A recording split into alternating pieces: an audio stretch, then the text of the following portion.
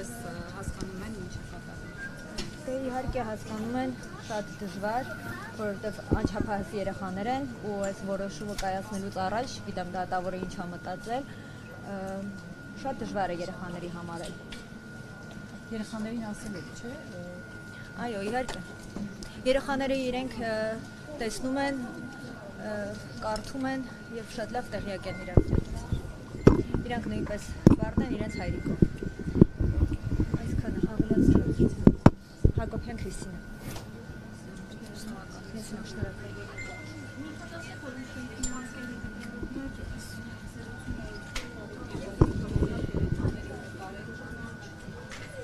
Սա ձերներ։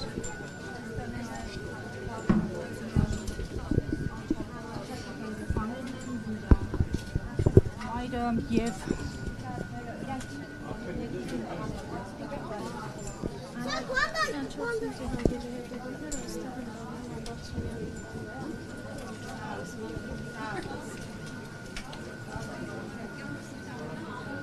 Հարգելի հետևորդներ, նշեմ, որ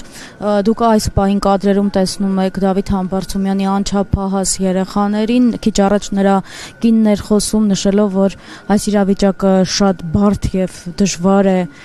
Դավիթ Համբարձումյանի երեխաների համար։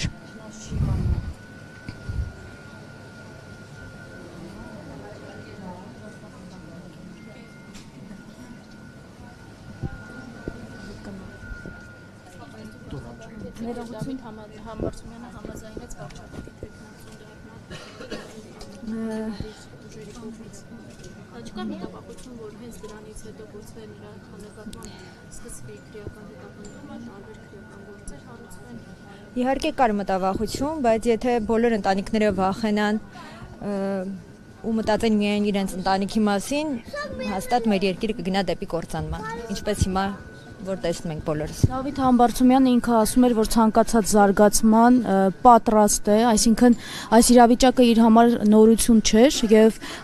նաեւ հայտարարություն էր տարածել, որ անպայման վերադառնալու է եւ այս իշխանություններից չէ, որ փախչելու է։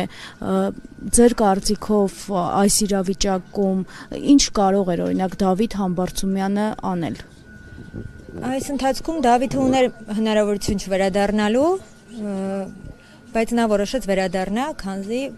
ինքը լիովին արդար է եւ վախենալու ոչինչ չունի։ Այսինքն այս ամենը համարում եք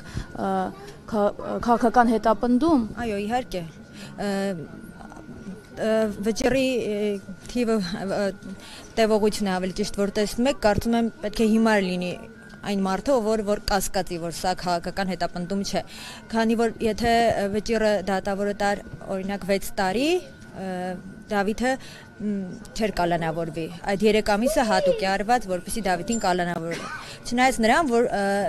Դավիթը պետք է արդարացվեր, քանզի նա ոչինչում մեղավոր չէ,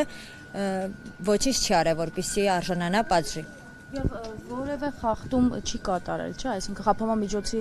անհրաժեշտություն փոփոխելու լինում է այն դեպքում, երբ որ ինչ-որ ռիսկ է առաջանում, այս դեպքում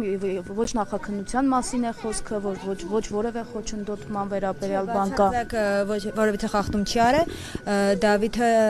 Դավիթի ճանապարհը բաց է եղել, նա գտնվել է Մոսկվայում, գործուղման, ինչպես նաև անձնական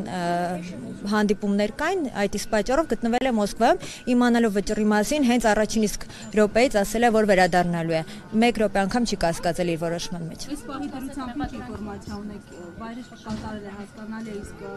տեղյակ է ինչ որ process արդեն եղել է օդանավակայանում, որովհետև հակասական տեղեկություններ կային դրսում, մեկն ասում էր, որ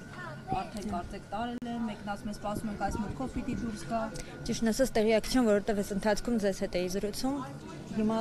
կճշտեմ։ Մեկը այսօր 4-ին եք վերադարձել Մոսկվայից։ Չկարողացաք համոզել ձեր ամուսնուն, որ ամեն դեպքում վերանայի որոշումով, որովհետև 6 տարի դատվել նշանակում է 6 տարի հետաձգել իր քաղաքական պլանները։ Որտեղ ինքը քաղաքական պլաններ ուներ եւ դրա մասին հայտարարել էր եւ իրեն ընդունել էին որպես ընդդիմության միասնական թեկնածու։ Ու կարծես թե նախապատրաստական աշխատանքների մեջ էին, համենայն դեպս անընդհատ մենք հարցազրույցներից այդպիսի ընկալում ունեինք։ Ճիշտ է, ես այսօր ժամը 4-ին եմ վերադարձել, Դավիթի հետ միասին էի, որպես կին առաջին արձագանքս եղել է, որ չվերադառնա, սակայն